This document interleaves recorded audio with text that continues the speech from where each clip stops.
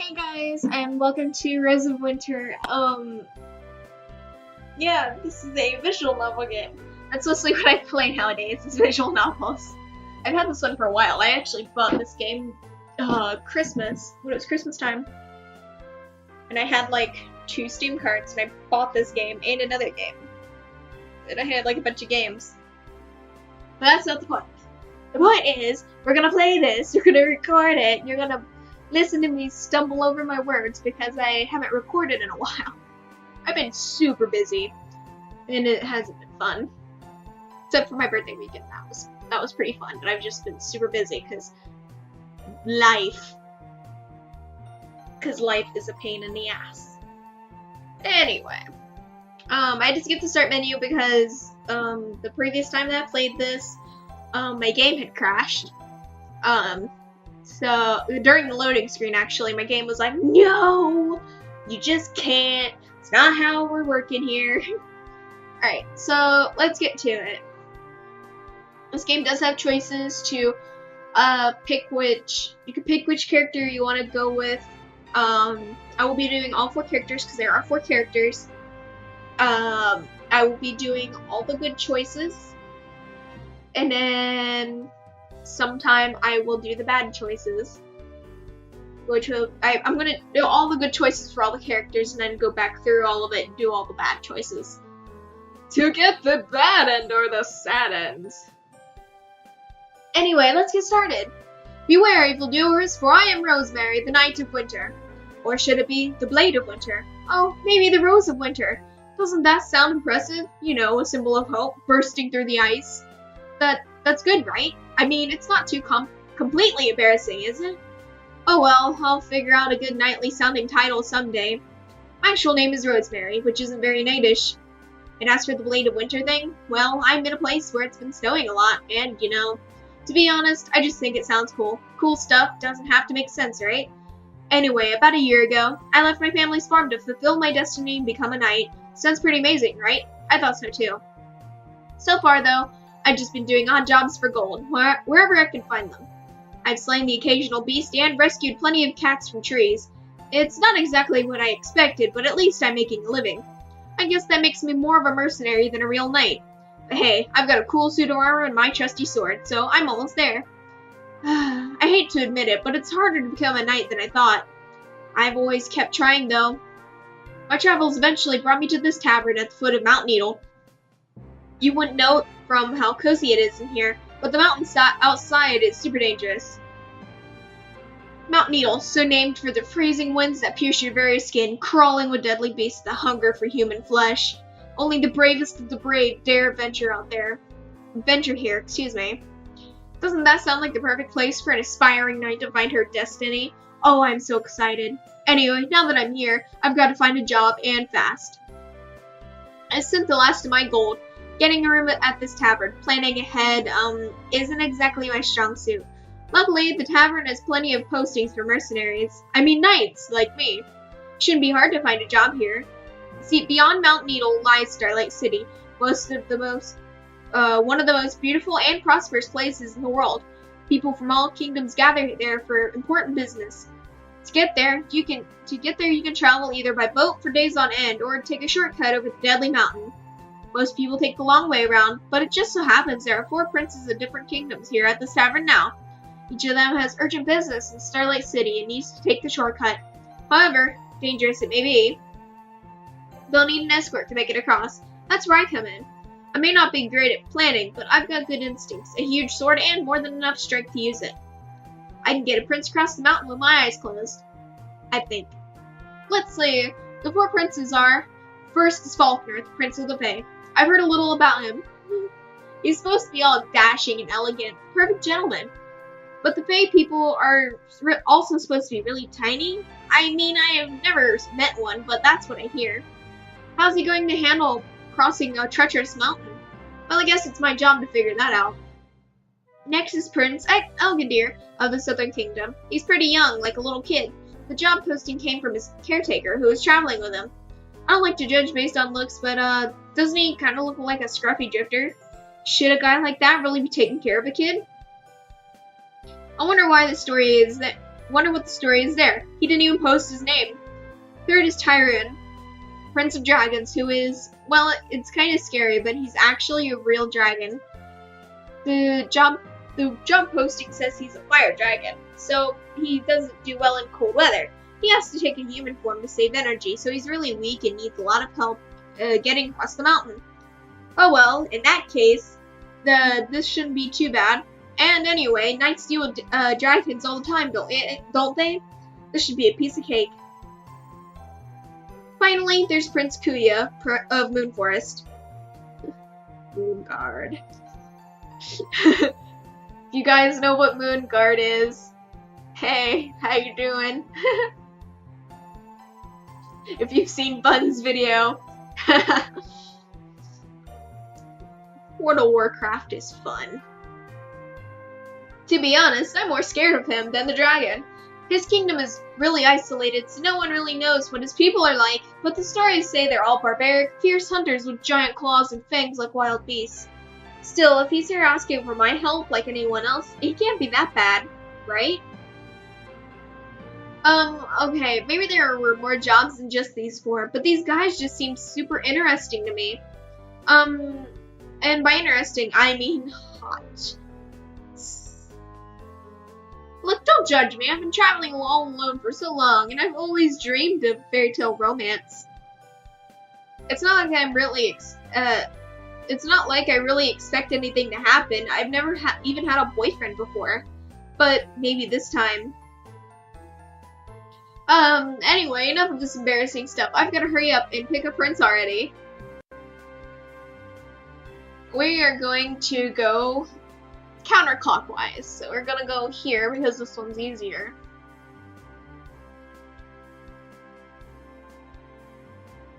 And I'm going to remove my mouse from the screen.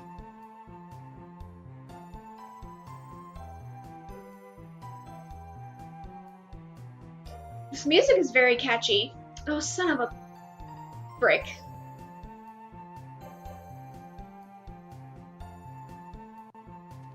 There we go. My game nearly crashed and I was going to be sad. I gather all my supplies together and arrange for a mountain donkey to carry the little prince and his effects. As soon as that's all taken care of, I let the prince's caretaker know that I'm ready to go. Good. Awfully decent of you to supply us. I've got my flask and my smoke, so I'm ready to hit the road. That's not all you brought, is it?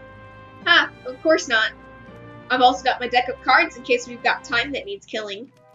He winks at me. Is he just fooling around or what? I'm so bad at knowing if people are kidding. Yeah, it's always good to be prepared, right? For some folks, me though, I prefer to just wing it. Speaking of which, you can call me Crow. It's the name I like best these days. Crow, nice to meet you. I'm Rosemary. So, where's the prince? Still sleeping in, most likely. Lazy little. He proceeds to call Prince Elgindir a word that I can't repeat in good conscience. Crow, should you really be talking about him that way? Sweet lady, if you knew half the trouble he gets up to, you'd agree that it's too kind a word. Maybe you're right. I don't know. Could be right, could be wrong. Sorry, I'm just not used to hearing language like that. It caught me off guard. We don't talk that way down on the farm. Farm girl, huh? I might have guessed. You've got strong shoulders. Oh, do I? I mean, I don't know. I guess I do work out a lot. I mean, you have to work out a lot and be buff to swing a giant freaking sword. Or be pumped up full of Mako, become a super soldier, and wield a buster sword. Yeah, that's lovely. I can tell. Unlike me, I'm good at lifting spirits, and not much else. We're gonna be real glad to have you along, darling. I can tell. Haha. Oh goodness, do you really think so? Well, of course I'll do my best. Gosh, I almost forgot. What were we even talking about? What are you talking about?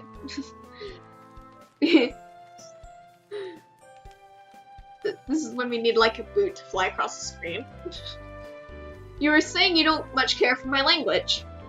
Oh, that. Well, I'm sure I'll get used to it. Listen, if you're afraid I ain't taking this seriously, I'm sorry I gave you that impression. I promise, I care about that little fella like he was my own flesh and blood. I'm just trying to have a little fun while I'm out here, you know? Fun? But it's a deadly, dangerous mountain full of danger and deadliness and bad stuff. We'll be fine. I've got a good feeling about this. I have to hiccup, apparently. Besides, you look like the kind of do-gooder who could take care of a scoundrel like me. And him. Haha, now you're calling the king's son a scoundrel? What the old king don't know won't hurt him, but I'll watch my language, if it makes you feel better. You've got a hell of a smile. I don't want to be the one making it go away. Oh, thank you. Does he talk like this to all the ladies? I don't get a chance to ask because the little prince arrives from his room. He's carrying a box of books and toys, and he doesn't look pleased. These are mine. Don't touch them. Let's go already. I'm bored. What'd I tell you? He's such a little scamp. Hey there, Prince Elgindir. My name's Rosemary. I bet we're going to be great friends. Now don't you worry, because the path across Mount Needle may be tough, but I'm sworn to protect you. So, I will. Come on now, answer the nice lady when she's talking to you. Shut up, you're not my dad. Can't argue with that. Sorry, I tried. Cool. And with that inspiring start, our journey begins. The way up the mountain is pretty easy so far, and it isn't snowing much yet. I'll take that as a good sign. Crow and I walk side by side, and the prince rides his mountain donkey, which follows Crow obediently. Pretty good going so far, huh, Prince? We couldn't have asked for better weather, that's for sure. Come to think of it, I never asked you why you were taking this path in the first place. Oh, the prince has just been out of one of his little jaunts. He's got to get back in Starlight City in time for his birthday in a few days. That doesn't really answer my question. And why does he mean... Well, what does he mean by little jaunt? The prince is like 5 or something. Shut up, you're like 12. I guess I don't understand royal stuff. Hear that, little fella? Your birthday's gonna be a pretty big deal. The king's going to fill the whole city with light in your honor.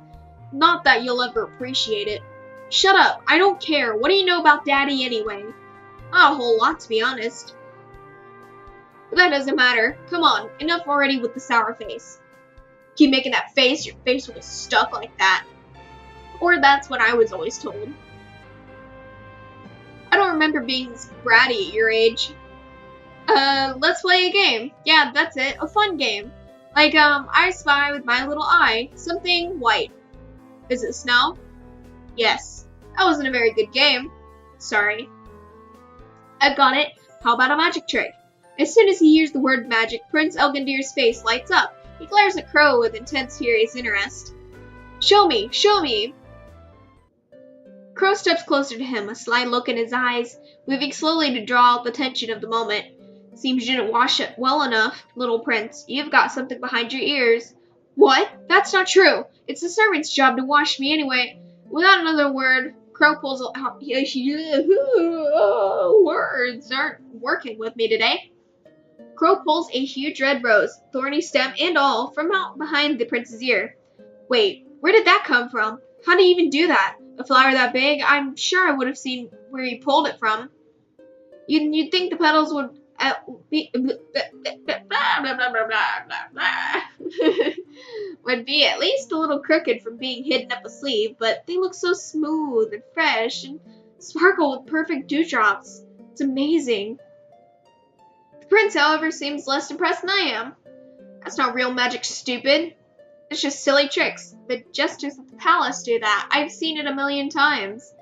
You sure it's not real? Maybe you ought to call the royal guard and have them throw me in dungeon, just in case. He turns his back on Crow and I and immediately retrieves a book from his basket of possessions. You're boring. I'm reading my story now. Everyone go away. Well, you heard the man. He's certainly a handful. I warned you. Not too good with kids, I take it. I should be. I grew up with lots of brothers and sisters. I like kids. Usually they like me. I don't know what I'm doing wrong with this one. Don't worry too much. I'm feeling he likes you plenty, somewhere deep down. Crow hands the rose smoothly to me.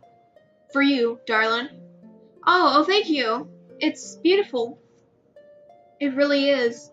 Against the snow and the cold sky, the rich red petals glow with warmth and beauty. I've never seen a color so striking. By the way, what you said about the royal guard, you couldn't really be thrown in a dungeon for doing tricks like these, right?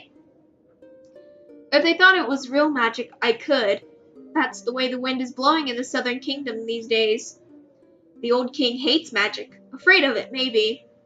Using spells can get you fined or locked up a few months, but it's worth going to... Oh, I can't read.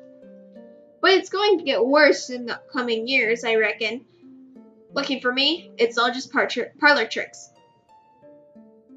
Huh, that's a relief. So how'd you do that anyway? It's like sleight of hand or something, right? He's silent for a moment, but there's a smile in his eyes. Now, if I went and told you all my secrets, I'd lose my air of mystery. And what would I have left to seduce you? Seduce? I clutch the rose tight to my chest, and my face grows hot. But Crow winks at me, like we're sharing a little joke. He's gotta be kidding. Just kidding, right? It's hard to get a good read on him. He has a twisty sort of nature. Am I even sure that I can trust him? Crow keeps on walking ahead, whistling a jaunty tune. The donkey trots after him. With the prince safely in tow, I stay behind for a moment. I check on the rose, wondering how long it can last without water, and it's only when I notice that it's somehow just gone. My hand is still clasped tight around what I thought was a stem, but there's nothing there. I glance around to see if it's blown away. There's not a trace of red in all that snow. If the rose did fall, it's lost for good. Anyway, guys, I'm going to stop it here. I hope you guys enjoyed the video. Don't forget to like, comment, and subscribe. And I just bumped my desk by accident. Love you guys. Stay kawaii and have fun out there.